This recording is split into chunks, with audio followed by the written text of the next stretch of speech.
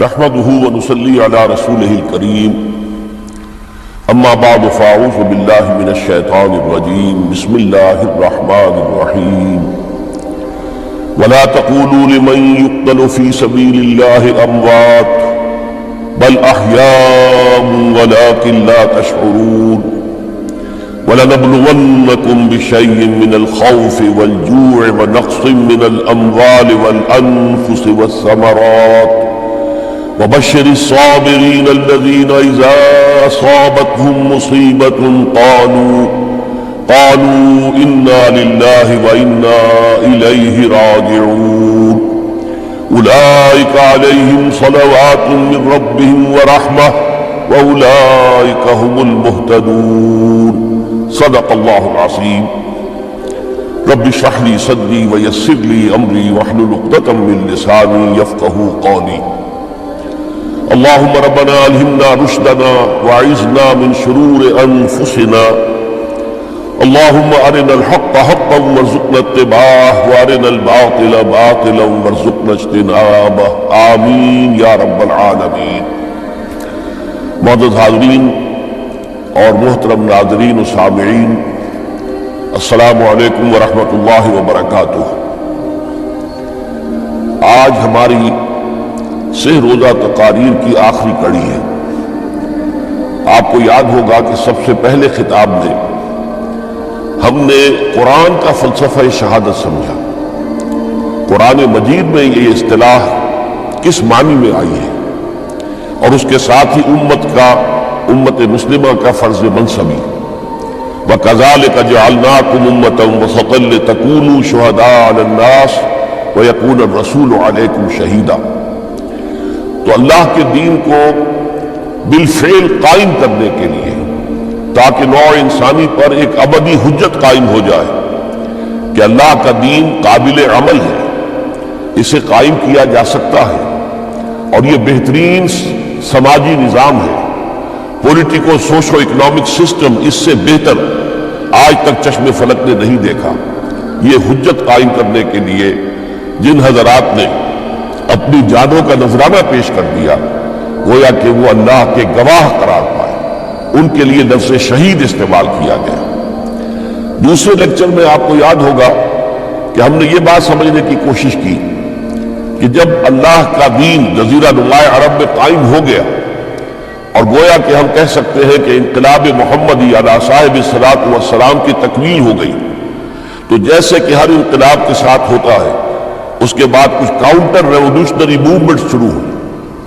چنانچہ سب سے پہلے اندرون ملک عرب جھوٹے نبی کھڑے ہو گئے، نبوت کے جھوٹے دعوے دار، اور بہت سے لوگوں نے حکومت کو زکوٰۃ ادا کرنے سے انکار کر دیا، اور یہ فتنہ اتنا بڑا تھا کہ واقعہ یہ ہے کہ اگر اسے کرش نہ کر دیا جاتا تو انقلاب محمدی علی صاحب الصلاۃ والسلام اسی وقت ناکام ہو جاتا۔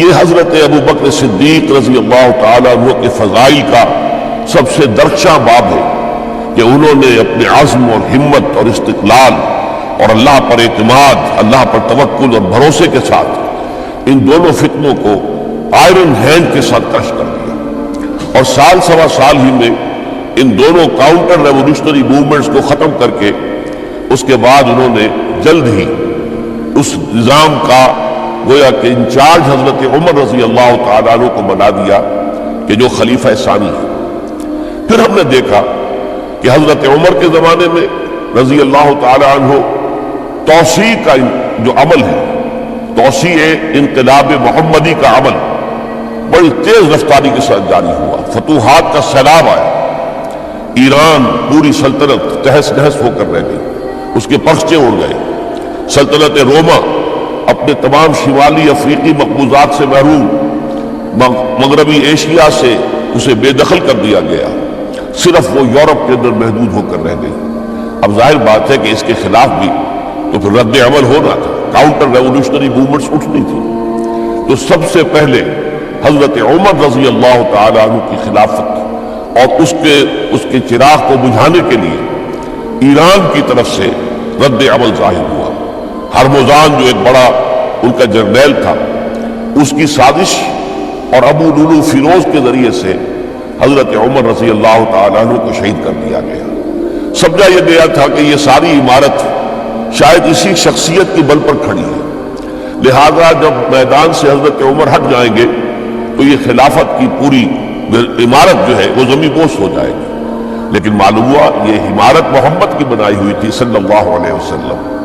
کھنڈر بتا رہے ہیں عمارت عظیم تھی، بڑی عظیم عمارت تھی جو حضور نے تعمیر کی تھی، لہذا حضرت عمر کی شہادت سے کوئی فرق واقع نہیں ہوا۔ حضرت عثمان رضی اللہ تعالیٰ عنہ آ گئے میدان میں، اور میں بتا چکا ہوں آپ کو کہ ان کے دور خلافت کے جو 12 سال ہیں ان میں سے پہلے 10 سال بالکل حضرت عمر فاروق رضی اللہ تعالیٰ عنہ کی خلافت کے دور کی مثال ہے۔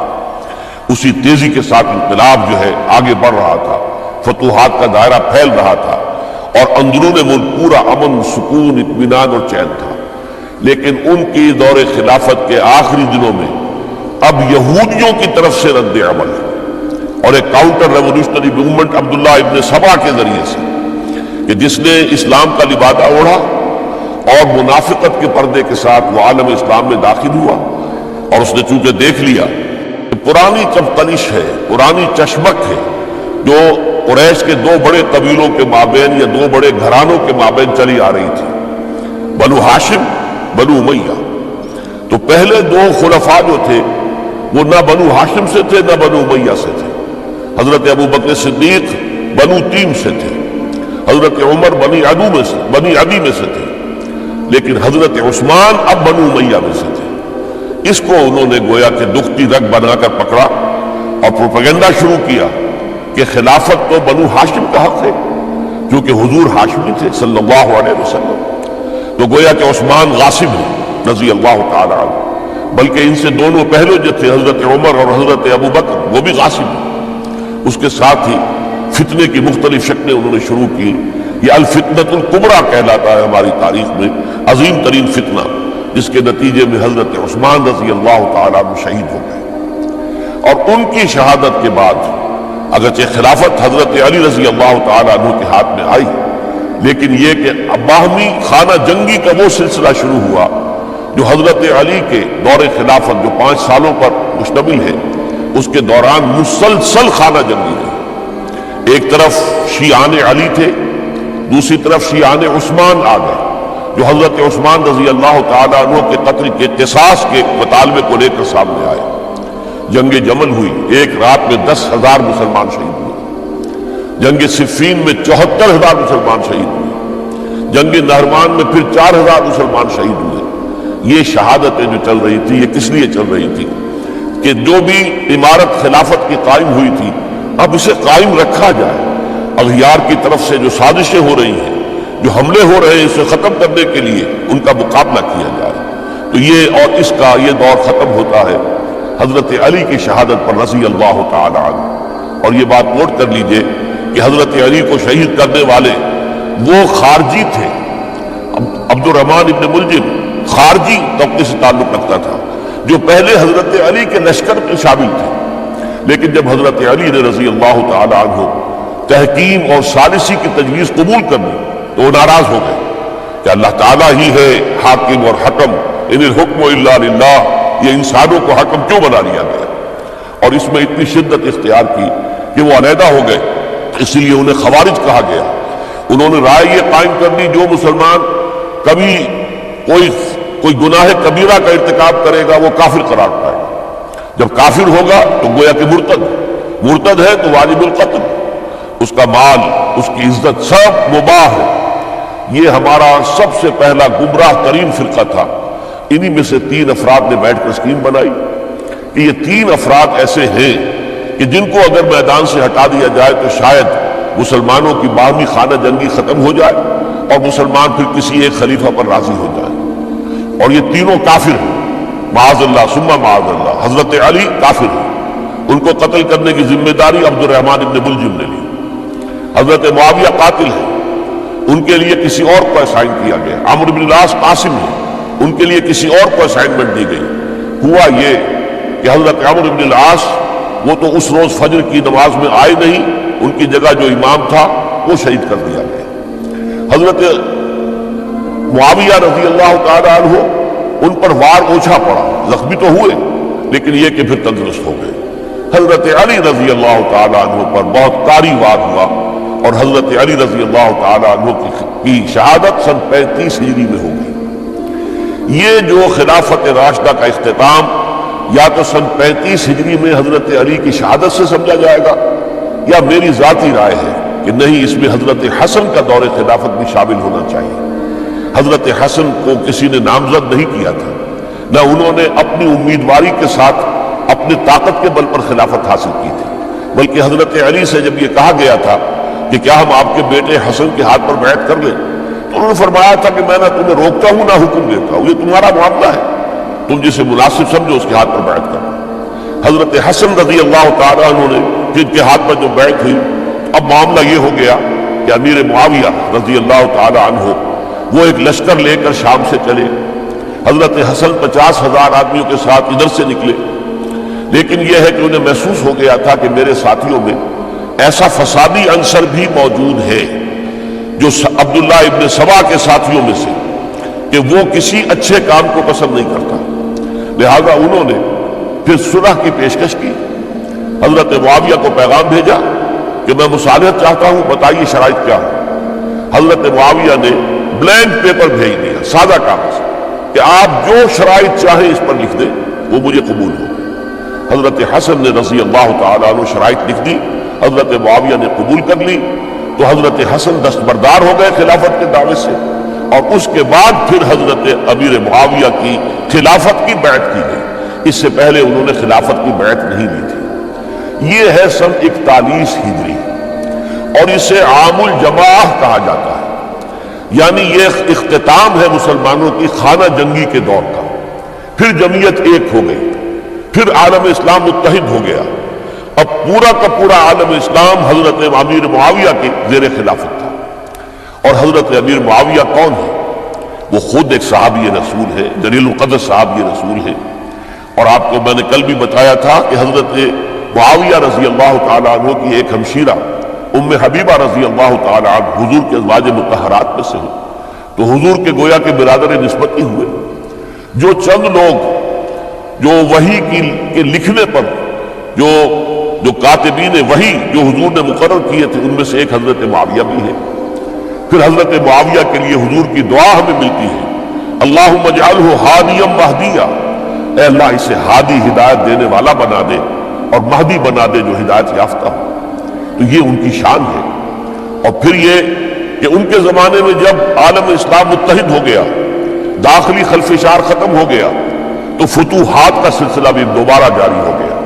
حضرت علی رضی اللہ تعالیٰ عنہ کے 5 سالہ دور خلافت میں کوئی توسیع نہیں ہو سکی تھی دارالاسلام کی، کوئی مزید علاقے جو ہیں سلطنت اسلامی میں شامل نہیں کیے جا سکے تھے، اس لیے کہ سارا معاملہ تو داخلی خلفشار کا تھا۔ جو خانہ جنگی ہو رہی تھی، ایک دوسرے کی تیروں اور تلواروں اور نیزوں سے 1 لاکھ کے قریب مسلمان ختم ہو گئے تھے، تو اندر سے گویا کہ موشن ٹوٹ گیا اس سیلاب کا۔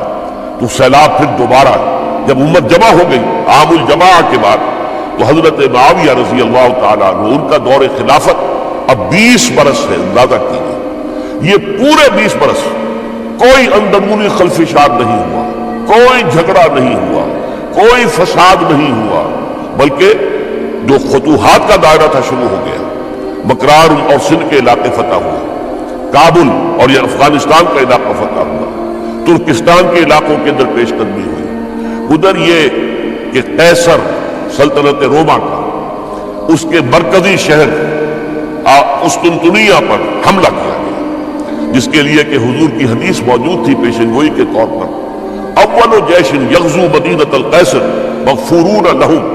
حضور نے فرمایا تھا کہ جو پہلا لشکر قیصر کے شہر پر حملہ کرے گا تو وہ سب کے سب وہ مغفرت پا جائیں گے، اللہ تعالیٰ ان کی مغفرت فرما دے گا۔ اگرچہ کامیابی نہیں ہوئی، لیکن اس پیشن گوئی کی وجہ سے آپ کو معلوم ہے کہ حضرت ایوب رضی اللہ تعالی عنہ ان کو بھی اس پیشن گوئی کی وجہ سے، حالانکہ 90 برس سے اوپر عمر تھی، لیکن وہ بھی کہا انہوں نے کہ میں بھی اس میں جانا چاہتا ہوں۔ چنانچہ اس لشکر میں گئے، وہی فوت ہوئے۔ بہرحال یہ سارے کارنامے اپنی جگہ پر، امن و امان اپنی جگہ پر، اس کے باوجود اہل سنت والجماعت حضرت معاویہ کے دور خلافت کو خلافت راشدہ میں شامل نہیں سمجھتے۔ اس کی وجہ کیا ہے؟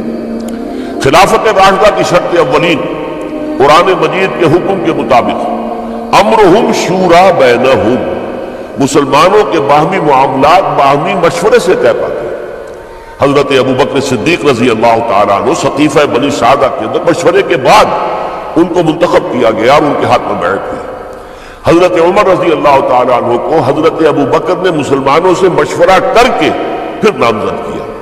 حضرت عثمان کے لیے حضرت عمر رضی اللہ تعالیٰ عنہ نے اپنے جانشین کے لیے 6 افراد پر مشتمل کمیٹی بنا دی، جو بڑے سے بڑے جو اصحاب جو جن کے بارے میں کہا گیا ہے کہ جن کو دنیا ہی میں بشارت دے دی گئی تھی، جو عشرہ مبشرہ میں سے جو باقی تھے، ان کے اوپر مشتمل کمیٹی بنا دی کہ آپ لوگ طے کر لیں اور اپنے کسی ایک پر جمع ہو جائیں۔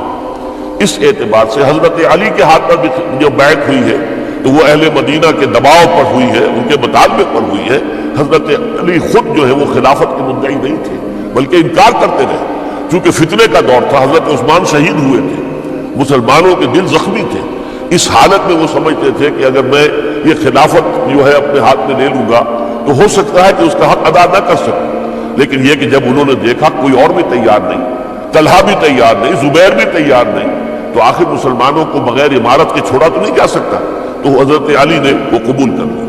حضرت حسن کے بارے میں بتا چکا ہوں کہ ان کے بارے میں لوگوں نے کہا تو حضرت علی نے فرمایا میں نہ حکم دیتا ہوں نہ روکتا ہوں۔ لیکن حضرت امیر معاویہ رضی اللہ تعالیٰ عنہ صحابی بھی ہے، حضور کے قرابت دار بھی ہے، کاتبین وحی میں سے بھی ہے، پھر ان کا دور حکومت امن، سکون، اطمینان ہر طرح سے جو ہے 20 برس تک کوئی داخلی خلفشات نہیں ہوا، کوئی فساد نہیں ہوا، کوئی باہمی جنگ و جدل نہیں ہوا، بلکہ فتوحات کا دائرہ آگے بڑھا۔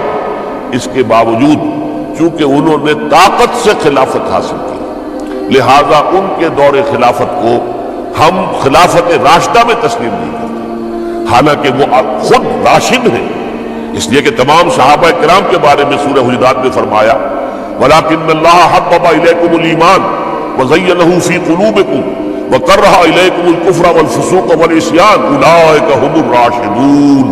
تمام صحابہ کرام کی شان یہ ہے کہ اللہ تعالیٰ نے ان کے دلوں میں ایمان کو کھبو دیا ہے، ایمان ان کے دلوں میں رچ گیا ہے، بس گیا ہے، جم گیا ہے، اور کفر سے، فسق سے انہیں تبھی نفرت ہو گئی ہے، اور یہ سب کے سب راشدون ہیں۔ تو تمام صحابہ راشدون ہیں، اس اعتبار سے خود حضرت امیر معاویہ بھی راشدون میں شامل ہے، لیکن خلفائے راشدین میں شامل نہیں ہے۔ خلفائے راشدین عام طور پر تو ہم کہتے ہیں حضرت ابو بکر، حضرت عمر، حضرت عثمان، حضرت علی۔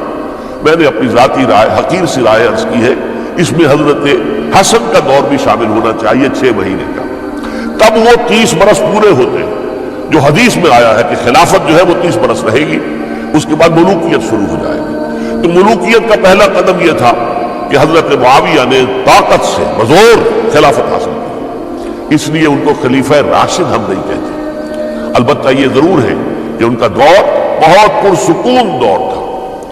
البتہ جب 10 برس گزر گئے حضرت معاویہ کے دور حکومت کو، اب میں یہاں لفظ خلافت کی بجائے دور حکومت استعمال کر رہا ہوں، کیونکہ خلافت راشدہ سے ذرا اس کا فرق واضح ہو جائے، تو اس وقت ایک اور صحابی، جلیل القدر صحابی مغیرہ ابن شعبہ رضی اللہ تعالی عنہ، وہ حضرت معاویہ کے پاس آئے اور انہوں نے یہ کہا کہ دیکھیے اگر آپ نے اپنے بعد اپنا جانشین نامزد نہ کیا تو ہو سکتا ہے پھر فسادات پیدا ہو جائے، پھر مختلف لوگ خلافت کا دعویٰ لے کر کھڑے ہو جائیں، پھر خانہ جنگی ہو جائے۔ 5 برس کی خانہ جنگی میں 1 لاکھ سے زیادہ مسلمان شہید ہو چکے ہیں، قتل ہو چکے ہیں، ہلاک ہو چکے ہیں۔ اب دوبارہ وہی دور نہ آ جائے، لہذا آپ اپنا جانشین نامزد کر دیجیے۔ امیر معاویہ ریلیکٹنٹ تھے، لیکن انہوں نے دلائل دیے، دلائل مضبوط تھے۔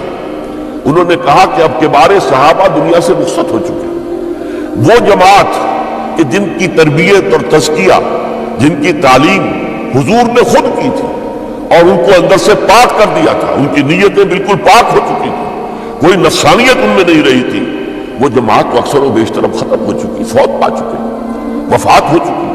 لہذا اب جو ہے اکثر و بیشتر نو مسلم ہیں جو بعد کے فتوحات کے ذریعے سے اسلام لائے ہیں، لہذا ان کے اندر نہ وہ پختگی ہے، نہ ان کے اندر وہ تقوی ہے، نہ تدین ہے، نہ اصول پرستی ہے۔ اسلام کی پوری تعلیمات جو ہیں وہ ان کے وجود کے اندر، ان کے شعور کے اندر گہری اتری ہوئی نہیں ہے۔ لہذا اب صورتحال وہ نہیں رہ سکے گی جو حضرت ابو بکر یا حضرت عمر یا حضرت عثمان یا حضرت علی کے زمانے میں تھی، لہذا آپ نامزد کیجیے۔ یہ بھی بتا دوں کہ مغیرہ ابن شعبہ کون تھے رضی اللہ تعالیٰ عنہ۔ نمبر ایک یہ کہ یہ اصحاب شجرہ میں شامل ہیں، جن 1400 یا 1800 افراد نے حضور سے بیعت کی تھی صلح حدیبیہ سے متصل القبر، اس درخت کے نیچے بیٹھ کر جس کے بارے میں سورہ فتح میں فرمایا گیا کہ لقد رضی اللہ عن المؤمنین اذ یبایعونک تحت الشجرہ، اللہ ان تمام اہل ایمان سے راضی ہو گیا جو ہے نبی صلی اللہ علیہ وسلم آپ کے دست مبارک پر بیعت کر رہے تھے اس درخت کے نیچے، ان میں سے موجود، ان میں یہ مغیرہ ابن شعبہ ہے۔ پھر مغیرہ ابن شعبہ وہ ہے کہ حضرت علی اور امیر معاویہ ان کے درمیان جو خانہ جنگی ہوئی اس میں ہمیشہ حضرت علی کے ساتھ رہے، حضرت علی کے ہی وہ سپورٹر تھے، ان کے ساتھ تھے۔ اس پہلو سے اچھی طرح سمجھ لیجئے کہ یہ نہیں ہے کہ وہ در حقیقت کو پہلے سے وہ امیر معاویہ کے ساتھی تھے، نہیں، لیکن اب جو صورتحال وہ دیکھ رہے تھے، جہاں دیدہ انسان تھے، بہت بڑے سیاستدان تھے، جانتے تھے حالات کو، حالات کے نفس پر ان کا ہاتھ تھا، لہذا انہوں نے یہ مشورہ دیا اور پھر امیر معاویہ نے اس مشورے کو قبول کر لیا اور یزید کی ولی عہدی کا اعلان کر دیا۔ یہ بالکل مڈل ہے، حضرت امیر معاویہ کے دور خلافت کا درمیان، یہ 10 سال جب ہو گئے تھے حضرت امیر معاویہ کی خلافت کو یا حکومت کو، تب یہ معاملہ پیش آیا اور یزید کے ہاتھ پر یہ بیعت ولی عہدی تمام جو بھی مختلف گورنرز تھے ان کے ذریعے سے کہہ دیا گیا اپنے اپنے علاقے کے لوگوں سے بیعت لے لو۔ یہ بیعت عام طور پر لوگوں نے کر لی، البتہ 5 شخصیتیں جو بہت نمایاں تھیں انہوں نے اس بیعت سے انکار کیا۔ ان میں کون تھے ذرا نوٹ کیجئے۔ حضرت ابو بکر فوت ہو چکے، ان کے بیٹے عبد الرحمن ابن ابی بکر۔ حضرت عمر فوت ہو چکے، ان کے بیٹے عبداللہ ابن عمر۔ حضرت زبیر فوت ہو چکے، ان کے بیٹے عبداللہ ابن زبیر۔ حضرت عباس فوت ہو چکے، ان کے بیٹے عبداللہ ابن عباس۔ حضرت علی شہید ہو چکے، ان کے بیٹے حسین ابن علی رضی اللہ تعالی عنہم اجمعین۔ یہ 5 جو امت کے بہت بڑے 5 افراد کے گویا کے وہ چشم و چراغ تھے ان گھرانوں کے، انہوں نے انکار کیا۔ اور ان میں خاص طور پر عبد الرحمن ابن ابی بکر نے یہ جملہ کہا کہ تم چاہتے ہو کہ قیصر و کسریٰ کی سنت پر عمل کرو کہ باپ کے بعد بیٹا حاکم بن جائے، یعنی ایک قدم تو خلافت کا نظام پہلے ہی نیچے اتر چکا۔ مشاورت سے تو حضرت امیر معاویہ کا بھی جو نسب ہوا ہے وہ مشاورت سے نہیں ہوا۔ ایک درجے میں وہ جو اللہ تعالیٰ کے رسول نے عمارت بنائی تھی شاندار، اس خلافت کا جو سیاسی نظام تھا اس میں ایک تو کڑی آ چکی زوال کی کہ ایک شخص نے طاقت کے ذریعے سے خلافت حاصل کی، اب اس کی اگلی کڑی لانا چاہتے ہیں کہ قیصر و کسریٰ کے طریقے سے خاندان کے اندر، ایک قبیلے کے اندر یہ خلافت جو ہے یا حکومت جو ہے نسل بعد نسل، باپ کے بعد بیٹا اور بیٹے کے بعد پوتا، اس کو ہم کبھی گوارا نہیں کریں۔ حضرت امیر معاویہ بہت دانشمند انسان تھے، انہوں نے ان 5 حضرات پر کوئی تشدد نہیں کیا، کوئی جبر نہیں کیا، بلکہ میں نے دیا ٹھیک ہے یہ بیعت نہیں کر رہے، ابھی تو بیعت ولی عہدی ہے، کوئی حرج نہیں، لہذا کوئی جھگڑا، کوئی اس وجہ سے کوئی فساد، اس بنا پر کوئی جنگ نہیں ہوئی۔ 10 سال گزر گئے، یعنی 10 سال تک یزید ولی عہد رہا ہے، 10 سال تک، اور اس سوائے ان 5 بڑی شخصیتوں کے جو پوری امت تھی، عوام الناس تھے، ان سب نے اسے قبول کیا۔ یہ صورتحال اب جب پیدا ہوئی جب حضرت امیر معاویہ کا انتقال ہو گیا، یہ سن 60 ہجری ہے، اب سوال پیدا ہوا کہ وہ ولی عہدی کی بیعت اب بیعت خلافت میں منتقل ہو جائے گی۔ لہذا پھر یہ ہوا کہ سب لوگوں سے، سب گورنروں کو لکھ دیا گیا تمام صوبوں کے اندر کہ اپنے اپنے لوگوں سے بیعت لے لو۔ ظاہر بات ہے کہ وہاں کوئی ریفرنڈم نہیں ہوتا تھا، کوئی ووٹ نہیں ہوتے تھے کہ اس کی پرچیاں ڈالی جا رہی ہوں، ایک شخص سے رائے لینا نہیں ہوتی تھی، بلکہ اس وقت کی جمہوریت یہ تھی اور شورائیت یہ تھی کہ ڈفرنٹ کلینز ہیں، ڈفرنٹ فیملیز ہیں، ڈفرنٹ ٹرائبز ہیں، ان کے سردار، ان کے بڑے لوگ، ان کے اہم لوگ بیعت کر لیں تو گویا کہ سب کی بیعت ہو گئی۔ وہ ایک قبائلی نظام تھا اور اس میں یہ نہیں تھا نظام کے ووٹ بنے ہوئے ہوں اور اس کی پرچیاں ڈالی جا رہی ہوں، تو تمام عالم اسلام نے گویا کہ بیعت قبول کر لی اب یزید کی بحیثیت خلیفہ۔ اب وہ جو 5 آدمی تھے ان میں سے ایک فوت ہو چکے تھے، حضرت عبد الرحمن ابن ابی بکر رضی اللہ تعالی عنہما، دونوں فوت ہو گئے، لیکن باقی 4 رہ گئے۔ ان چاروں کو نوٹ کیجئے، اور یہ بڑا سینسٹیو ایشو ہے جس پر میں اب گفتگو کر رہا ہوں۔ ان چاروں میں کون ہیں؟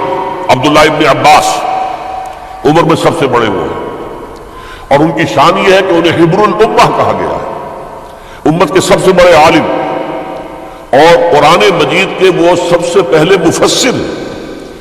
اصل جو جتنی بھی تفسیری روایات ہمیں ملتی ہیں حضرت عبداللہ ابن عباس کے شاگردوں سے، تابعین سے، لہذا ان کا بہت اونچا مقام ہے۔ حضرت عبداللہ ابن عمر، ان کا مقام بھی آپ کو معلوم ہے، حدیثوں کی کتنی بڑی تعداد ہے جو عبداللہ ابن عمر سے مروی ہے، اور اس کو سلسلۃ الذہب کی پہلی کڑی کہا جاتا ہے۔ روایت حدیث میں جو سنہری زنجیر ہے اس کا آغاز حضرت عبداللہ ابن عمر ہے۔ ایک طرف یہ دونوں ہو گئے، ان دونوں کی رائے کیا ہوئی؟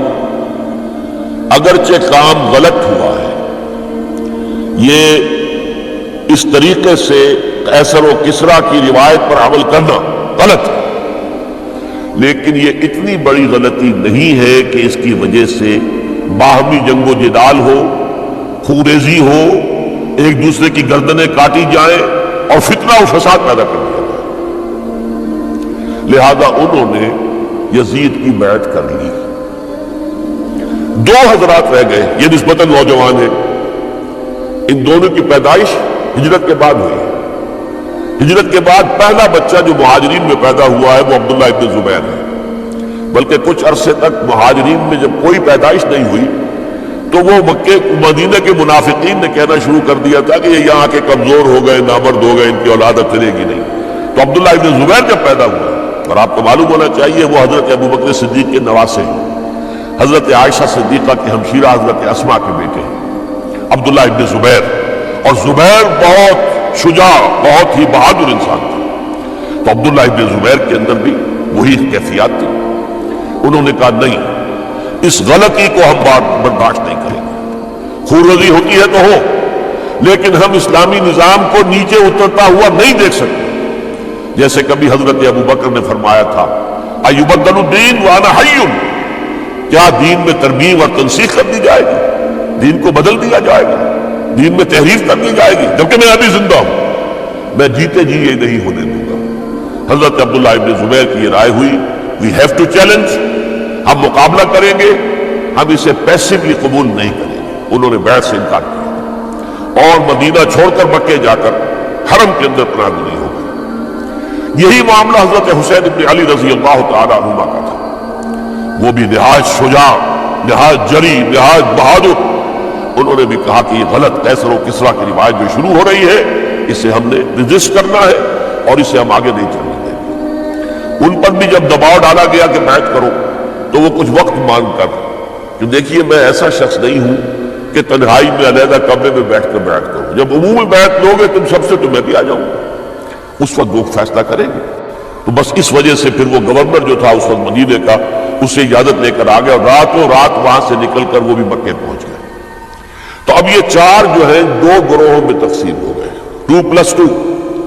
2 کی رائے یہ ہوئی کہ بات غلط ہے، لیکن اس کی بنا پر خوریزی، جنگ و جدال، جنگ آپس میں خوریزی کرنا یہ صحیح نہیں، بلکہ مصلحت اس میں ہے کہ اس کو قبول کر لیا جائے۔ پھر اللہ تعالیٰ کو بہتر حالات پیدا کرے گا اس کے ذریعے سے، تعلیم کے ذریعے، تلقین کے ذریعے سے، جیسے نبی اکرم صلی اللہ علیہ وسلم نے اتنا عظیم انقلاب برپا کیا تھا۔ ہم کوشش کریں گے کہ نظام حکومت کی اصلاح ہو جائے، لیکن اس وقت اگر ہم اڑ گئے تو پھر گویا خوریزی اور فساد اور باہمی جنگ ہے وہ شروع ہو جائے۔ اور 2 حضرات کی رائے ہوئی کہ نہیں، ہمیں ہر صورت میں ریزسٹ کرنا ہے، خوریزی ہوتی ہے تو ہو، ہمیں جانے دینی پڑتی ہے تو دیں گے، ہم شہادت قبول کریں گے، لیکن اس غلطی کو قبول نہیں کر سکتے۔ تو میں اس کے لیے عرض کر رہا ہوں، یہ تیسری شہادتوں کا جو دور شروع ہوا ہے، پہلا شہادتوں کا دور حضور کا دور، دین کو قائم کرنے کی جد و جہد میں جنہوں نے جانیں دی۔ دوسرا دور اس دین کے خلاف جو کاؤنٹر ریولیوشنری موومنٹس آئی ہیں ان کو رفع کرنے کے لیے جانے دینا. ہزاروں صحابہ کی جانیں اس میں بھی گئی ہیں. مسیلمہ ابن کذاب ہو یا مانعین زکوٰۃ ہو، ان کے خلاف جو جہاد ہوا. پھر ظاہر بات ہے کہ حضرت عثمان رضی اللہ تعالیٰ عنہ کے بعد جو فساد ہوا وہ شہادتیں کیا تھی؟ اس دین کے نظام کو قائم رکھنے کے لیے انٹیکٹ رہے، دشمن اس کے اندر رکھنے ڈالنے میں کامیاب نہ ہو جائے. اب تیسرا دور وہ آ رہا ہے کہ جب کہ داخلی طور پر اس نظام خلافت کے اندر زوال شروع ہو رہا ہے. اس زوال کو روکنے کے لیے کہ وہ اپنی اصل جو خلافت کا نظام اللہ نے اور اس کے رسول نے دیا ہے اس کی بنیاد پر قائم رہے، لہذا ہم ریزسٹ کریں گے اس تبدیلی کو اور میدان میں آ کر مقابلہ کریں. یہ حضرت عبداللہ ابن زبیر رضی اللہ تعالی عنہما اور حسین ابن علی رضی اللہ تعالی عنہما، اب ان دونوں میں ایک اختلاف ہے. حضرت عبداللہ ابن زبیر کی رائے یہ تھی کہ یہ مکہ ہے، یہ اللہ کا گھر ہے، یہ حرم ہے، اور یہاں کے لوگ بہت سے برے اثرات سے ابھی تک بچے ہوئے ہیں، پاک ہیں، لہذا ہمیں یہاں رہنا چاہیے. اس کو مرکز بنا کر ظاہر بات ہے اسی مکے سے محمد الرسول اللہ صلی اللہ علیہ وسلم نے دعوت شروع کی تھی، وہیں سے وہ پھیل کر جو ہے ایک عظیم انقلاب کی شکل اس نے اختیار کی تھی، ایک عظیم مملکت جو ہے حضور چھوڑ کر گئے تھے. تو ہمیں مکے میں رہ کر ہی اپنی تحریک شروع کرنی چاہیے. لیکن ادھر حضرت علی کے پاس پیغام آ رہے تھے کوفے سے. کوفہ چونکہ حضرت حسین کے پاس پیغام آ رہے تھے کوفے سے، چونکہ کوفے کو حضرت علی نے دارالخلافہ بنا دیا تھا اور وہاں سمجھا جاتا تھا کہ حضرت علی کے ہمدرد اور حضرت شیعان علی جنہیں ہم کہیں ان کے ساتھی ہم خیال یہ لوگ ہیں کثرت کے ساتھ. اور وہاں سے اب خطوط کا ٹانکا شروع ہو گیا، آپ یہاں آئیے، ہم بےتاب ہیں، آپ کا استقبال کریں گے، آپ کے ہاتھ پر بیعت کریں گے، تاکہ یہ جو قیصر و کسریٰ کی سنت شروع ہو رہی ہے اس کو روکا جا سکے. وہ ٹانکا بنا ہوا ہے خطوط کا. تو حضرت حسین رضی اللہ تعالیٰ عنہ نے فیصلہ کر لیا کہ میں کوفے جاؤں گا. حضرت زبیر روکتے رہ گئے کہ نہیں، کوفیوں پر اعتماد نہ کیجیے، یہ زبانی کلامی ساتھ دیتے ہیں، جب ڈنڈا چلتا ہے تو پھر یہ ہٹ جاتے ہیں میدان سے، ان پر اعتماد نہ کریں آپ. لہذا یہی مکے میں رہیے اور ہم دونوں مل کر ایک بڑی طاقت بن جائیں گے. اور یہ مکہ جو ہے ہمارے لیے حصار ہے، یہ ہمارے لیے پناہ گاہ ہے، یہاں سے اس دعوت کا آغاز کیا جائے. اب یہ افسوس ہے اسے اللہ کی مشیت سمجھا جائے، اللہ کی مرضی ہے. جو کچھ ہوتا ہے وہ تو باذن رب ہوتا ہے. اللہ اپنی مصلحتوں سے ہم سے زیادہ واقف ہے، ہم تو نہیں سمجھ سکتے. حضرت حسین نے فیصلہ کیا اور ڈٹ گئے اس فیصلے کہ میں کوفے جاؤں گا. اب یہ بھی بات قرآن مجید میں آیا ہے، حضور سے خطاب کر کے فرمایا گیا فَإِذَا عَزَمْتَ فَتَوَكَّلْ عَلَى اللَّهِ. جب ایک مرتبہ آپ ایک ارادہ کر لیں تو پھر اللہ پر توکل کیجیے. پھر یہ نہیں کہ کبھی آگے کبھی پیچھے جاؤں یا نہ جاؤں، یہ نہیں، یہ تردد یہ نہیں، بلکہ یہ کہ فیصلہ کر کے ڈٹ جائیے. اس لیے کہ جو بھی نتیجہ ہے وہ تو اللہ کے ہاتھ میں ہے، لہذا اللہ پر توکل کیجیے. فَإِذَا عَزَمْتَ فَتَوَكَّلْ عَلَى اللَّهِ. لہذا سب نے سمجھایا حضرت حسین کو کہ آپ کوفے نہ جائیں. سمجھانے والوں میں حضرت عمر بھی تھے رضی اللہ، حضرت عبداللہ ابن عمر بھی تھے رضی اللہ تعالی عنہ. اگرچہ کوئی قرابت داری جو ہے قریبی نہیں تھی، لیکن بہرحال امت کی ایک شخصیت، عظیم شخصیت تھے. سمجھانے میں سب سے زیادہ زور صرف کیا ہے حضرت عبداللہ ابن عباس نے رضی اللہ تعالی عنہ. اور حضرت عبداللہ ابن عباس کون ہے؟ ایک رشتے سے حضرت حسین کے چچا ہیں، ایک رشتے سے حضرت حسین کے نانا ہیں. کیوں؟ حضرت علی اور حضرت عبداللہ ابن عباس چچا زاد بھائی ہیں. عباس کے بیٹے، ابو طالب کے بیٹے، عباس اور ابو طالب بھائی ہیں. تو یہ فرسٹ کزن تھے حضرت علی اور عبداللہ ابن عباس رضی اللہ تعالی عنہ. لہذا انہوں نے جب کہا تو گویا کہ ایک چچا ایک بزرگ سمجھا رہا. اور دوسرے رشتے سے حضور نانا تھے حضرت حسین کے، اور حضور بھی کزن تھے حضرت عبداللہ ابن عباس کے، چچا زاد بھائی. اس حوالے سے سمجھ لیجئے کہ حضور کے کزن نانا کے درجے میں آ گئے. تو یہ دو رشتے تھے حضرت عبداللہ ابن عباس کے، اور انہوں نے بڑی الہاوزاری کے ساتھ، بڑی اپنے مقام سے نیچے اتر کر خوشامد کی ہے. حسین خدا کے لیے بعد آ جا، حسین خدا کے لیے بعد آ جا، حسین اگر جانا ہی ہے تو اپنے بال بچوں کو لے کر نہ جاؤ. جس طریقے سے تمہارے باپ حضرت علی رضی اللہ تعالیٰ عنہ کو کوفہ کے اندر ذبح کر دیا گیا، کہیں ایسا نہ ہو کہ تمہیں بھی تمہارے بال بچوں کے سامنے ذبح کر دیا جائے، باز آ جاؤ۔ لیکن حضرت حسین اب اللہ کی طرف سے ان کے دل میں ایک ارادہ پختہ ہو چکا تھا، اور انہوں نے حضرت مسلم بن عقیل کو بھیجا تھا کہ جاؤ میری طرف سے کوفے والوں سے بیعت لے اور پھر مجھے اطلاع دو۔ وہ گئے، وہاں 12,000 افراد نے بیعت کر لی۔ اب ان کا خط آ گیا کہ یہاں تو فضا بالکل ہموار ہے، اتنے لوگوں نے بیعت کی ہے، باقی بھی جیسے ہی آپ سامنے آ جائیں گے سب بیعت کر لیں گے، لہذا یہاں پر وہ ریزسٹنس کے لیے گویا کہ ہمارے پاس طاقت اس کوفے کے اندر بہت مضبوط طاقت ہوگی کہ ہم یزید کی حکومت کے خلاف ریزسٹ کر سکیں۔ اس کے بعد ہوا کیا؟ یزید نے عبید اللہ ابن زیاد کو گورنر بنا کر بھیج دیا۔ یہ شخص تھا بہت ڈنڈا چلانے والا، اس نے سختیاں شروع کی تو بہت سے لوگ اس بیعت سے قائم ہو گئے، لیکن مسلم بن عقیل وہ میدان میں آئے اور ان کے ساتھ ہزاروں آدمی آ گئے جنہوں نے بیعت کی تھی، ابھی تک بیعت پر قائم تھے، اور انہوں نے گورنر کے گھر کا گھیراؤ کر دیا۔ گورنر کے ساتھ 30-40 آدمی تھے کل، وہ چھتوں پر چڑھ گئے، وہاں سے پتھراؤ کیا، اور وہاں سے جو 30-40 آدمی کوفے کے تھے ان سے کہا تم اپنے اپنے لوگوں کو کہو کہ چلے جائیں واپس یہاں سے۔ انہوں نے اوپر سے کہنا شروع کیا، ڈرایا، بہت خوفناک نتیجہ نکلے گا، اب عبید اللہ ابن زیاد تم سب کو ہلاک کر دے گا۔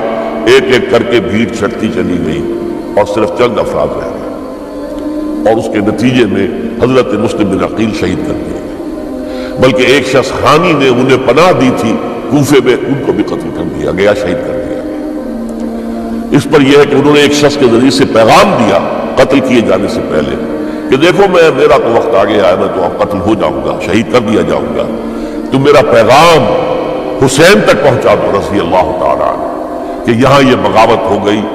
لوگوں نے، کوفیوں نے، الکوفی لا یوفی، کوفی جو ہے وہ پورا نہیں کرتا اپنے عہد کو اور وفا کو، اس کا ایک ثبوت ہمیں مل گیا ہے، یہ سب کے سب منحرف ہو گئے بیعت سے، آپ جہاں تک آ گئے وہاں سے واپس چلے جائیں۔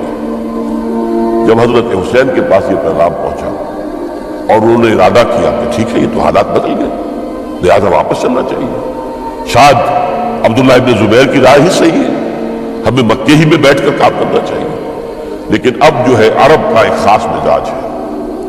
حضرت مسلم بن عقیل کے بیٹے آڑے آ گئے، اب ہم اپنے باپ کے خون کا قصاص لیے بغیر نہیں جائیں گے، اور حضرت حسین رضی اللہ تعالیٰ عنہ بامروت انسان، شریف النفس انسان، کیسے ممکن تھا غیرت مند غیور انسان وہ کیسے ان کی بات کو نہ کر لیتا؟ لہذا اچھا چلو چلتے ہیں کوفے کی طرف۔ آگے بڑھتے چلے گئے، کربلا میں پہنچ گئے، جو کچھ وہاں ہوا ہے پھر آپ کو معلوم ہے۔ اس میں یہ بات ہے پہلے 1000 کا لشکر بھیجا تھا عبید اللہ ابن زیاد نے، اس پر حضرت حسین رضی اللہ تعالیٰ عنہ نے جو باتیں کہی وہ کچھ اثر انداز ہو گئے۔ ان کا افسر جو تھا حر بن یزید تمیمی، وہ بعد میں حضرت حسین کا حامی ہو گیا اور حضرت حسین کے ساتھ ہی اس کو بھی شہادت نصیب ہوئی۔ پھر دوسرے کو بھیجا عمرو بن سعد۔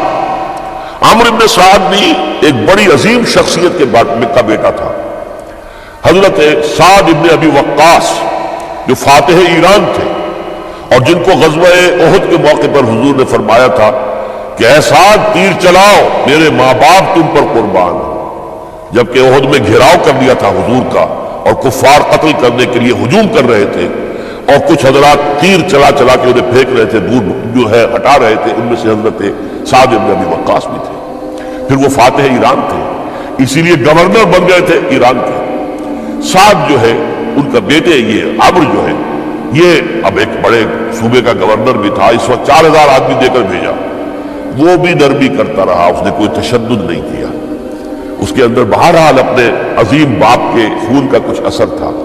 لیکن یہ کہ پھر ابن زیاد کو اطلاع مل گئی کہ عمرو ابن سعد جو ہے وہ تو لے تو لال کر رہا ہے، حملہ نہیں کر رہا، قتل نہیں کر رہا، بلکہ یہ کہ وہ تو اس راستہ بھی دینے کو لیے تیار ہے کہ نہ مدینے کی طرف جائیے اور نہ آپ مکے کی طرف جائیے، نہ کوفے کی طرف جائیے، بلکہ آپ چاہے تو دمشق چلے جائیں، یزید سے اپنا معاملہ کر لیں۔ اس پر ابن زیاد نے پھر وہاں سے خط لکھا ہے، میں نے تمہیں اس کام کے لیے بھیجا تھا، میں نے تمہیں حکم دیا تھا حسین سے میری بیعت لو، یعنی میری بیعت کے ذریعے یزید کی بیعت لو، اور اسے پکڑ کر لا کر میرے سامنے پیش کرو۔ لہذا پھر اس نے ایک بہت خونخوار شخص کو زیادہ فوج دے کر بھیجا ہے، اور وہ جو ہے اس نے آ کر جو ہے شمر میں پھر اس نے فیصلہ کن معاملہ کیا۔ حضرت حسین رضی اللہ تعالیٰ عنہ نے ان دنوں میں جو وہاں گزرے ہیں، جتنے بھی کوفی آئے ہوئے تھے نا، اکثر و بیشتر تو کوفے کے لوگ تھے، ان سے کہا کہ میں خود نہیں آیا، تم نے مجھے بلایا تھا، اے فلاں ابن فلاں کیا تم نے مجھے خط نہیں لکھا تھا کہ آؤ؟ اے فلاں ابن فلاں کیا تم نے مجھے پیغام نہیں بھیجا تھا کہ یہاں تشریف لائیے؟ اور دیکھو میرے پاس تمہارے خطوط موجود۔ وہ ایک تھیلا جس میں کہ خطوط تھے وہ بھی لا کے میدان میں رکھ دیا۔ یہ حضرت حسین رضی اللہ تعالیٰ عنہ کی شرافت اور اپنی صاف دلی، کوئی اس کے اندر عیاری نہیں تھی ان کے اندر، معاذ اللہ ثم معاذ اللہ، لیکن یہ کہ اس کا نتیجہ اچھا نہیں نکلا۔ نتیجہ کیا نکلا؟ اب انہیں پتا چل گیا کوفیوں کو، اگر اب حسین زندہ دمشق پہنچ گئے یزید کے پاس تو یہ ہم سب کا بھالا پھوڑ دیں گے، ہماری شامت آ جائے گی، لہذا اب تو کسی صورت کے لیے زندہ نہیں رہنا۔ یہ بڑا اہم واقعہ نوٹ کر لیجیے اس کو، اس لیے کہ حضرت حسین نے ایک ایک کا نام لے کر اے فلاں ابن فلاں، اے فلاں ابن فلاں، اے فلاں ابن فلاں، کیا تم نے خط نہیں لکھا تھا؟ کیا تمہارا پیغام نہیں تھا؟ اب انہوں نے دیکھا کہ یہ بھانڈا اگر یزید کے ہاں جا کر پھوڑ دیا گیا تو پھر ہماری خیر نہیں ہوگی۔ یہی وجہ ہے حضرت حسین کو شہید کرنے کے بعد، یہ نوٹ کر لیجئے، 72 آدمی تھے کل، جس کو کہہ لے لشکر حضرت حسین کا رضی اللہ تعالیٰ، ان میں سے 20 خاندان بنی ہاشم کے چشم و چراغ تھے۔ وہ بڑی بہادری سے لڑے، بڑی بہادری سے لڑے، ایک ایک نے لڑ کر جان دیا، بہت سو کو مارا۔ یقاتلون فی سبیل اللہ فیقتلون ویقتلون، قتل کر بھی رہے تھے، قتل ہوتے رہے تھے، ایک ایک کر کے قتل ہو رہے تھے، شہید ہو رہے تھے۔ 20 جو ہے خاندان بنی ہاشم میں سے شہید ہوئے۔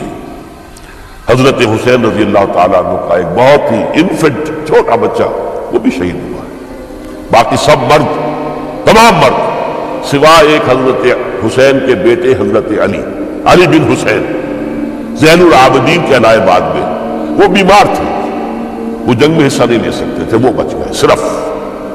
اچھا حضرت حسین شہید ہو گئے، یہ ہے 10 محرم الحرام سن 61 ہجری۔ کیا مطلب ہے؟ حضور کے انتقال کے ٹھیک 50 برس بعد، سن 11 ہجری میں حضور کا انتقال، اور سن 61 ہجری میں حضور کے نواسے، اور جن کے بارے میں حضور نے فرمایا سیدہ شباب اہل الجنہ، حضرت حسین شہید کر دیے گئے۔ اور اس کے بعد اس لشکر نے خیموں کو آگ لگا دی۔ یہاں نکتہ سمجھ لیجیے، آگ کیوں لگائی؟ انہیں معلوم تھا ہمارے خلاف ڈاکومنٹری پروف موجود ہے وہاں پر، وہ ہمارے خطوط کے تھیلے وہاں موجود ہیں، اگر وہ باقی رہ گئے تو ہماری شامت آ جائے گی، ہمیں کون بچائے گا؟ ورنہ ظاہر بات ہے کہ اگر تو وہ دشمنی کے انداز میں بات ہوتی تو خواتین کی بھی بے حرمتی کی گئی ہوتی، لیکن نہیں، کسی نے، ظاہر بات ہے کہ خانوادہ نبوت کی کسی خاتون کی بے حرمتی نہیں کی، قطعاً نہیں کی، قطعاً نہیں کی، قطعاً نہیں کی، لیکن خیمے جلانا ان کی ضرورت تھی تاکہ وہ ریکارڈ جو ہے ان کا وہ تلف ہو جائے، سارے خطوط جو ہے وہ جل جائیں تاکہ ان کے خلاف ثبوت باقی نہ رہے۔ یہ عظیم سانحہ کربلا ہے۔ اب چونکہ یہ ہماری تاریخ کے ان واقعات میں سے ہے جس پر بہت کچھ اختلافات ہیں، مختلف گروہوں کی تعبیرات بہت مختلف ہیں۔ ایک طرف اہل تشیع کا اپنا بیان ہے، دوسری طرف اہل سنت کا ایک اجماعی بیان ہے، تیسری طرف کچھ ایسے لوگ پیدا ہو گئے جو حضرت حسین رضی اللہ تعالیٰ عنہ پر الزام لگا رہے ہیں اہل سنت میں سے کہ وہ تو حکومت کے طالب تھے، اقتدار کے خواہش مند تھے، واجب القتل تھے۔ معاذ اللہ ثم معاذ اللہ ثم معاذ اللہ۔ حضرت حسین اگرچہ صغار صحابہ میں سے تھے، یعنی حضور کی حیات طیبہ میں ابھی چھوٹے بچے تھے، لیکن ان کا شمار صحابہ میں ہے۔ اور پھر یہ وہ شخص ہے جو حضور کی گود میں کھیلا ہے، یہ وہ ہے جو حضور کے شانوں کے اوپر جس نے سواری کی ہے۔ علامہ اقبال نے جیسے حضرت اسماعیل کے لیے کہا ہے کہ وہ فیضان نظر تھا یا کہ مکتب کی کرامت تھی، سکھائے کس نے اسماعیل کو آداب فرزندی۔ ظاہر بات ہے حضرت اسماعیل کسی اسکول اور مدرسے دارالعلوم میں پڑھے نہیں تھے کہ وہاں پتہ چلتا کہ والد کا حق کیا ہے۔ یہ فیضان نصر تھا، ابراہیم کی نگاہ کا یہ فیضان تھا کہ بیٹے کے اندر وہ جذبہ پیدا ہوا کہ یا ابت افعل ما تؤمر، ابا جان جو خواب آپ دیکھ رہے ہیں اور جو حکم آپ کو اس خواب کے ذریعے مل رہا آپ کر گزریے، ستجدنی انشاءاللہ من الصابرین۔ تو اسماعیل کا معاملہ اگر یہ تھا فیضان نظر سے، تو حضرت اسماعیل کو حضرت ابراہیم کے پاس زیادہ رہے بھی نہیں، وہ تو مکے میں رہے۔ حضرت عثمان جو حضرت ابراہیم تو شام میں رہتے تھے، کبھی کبھی آ جاتے تھے، بس اس سے زیادہ معاملہ نہیں تھا۔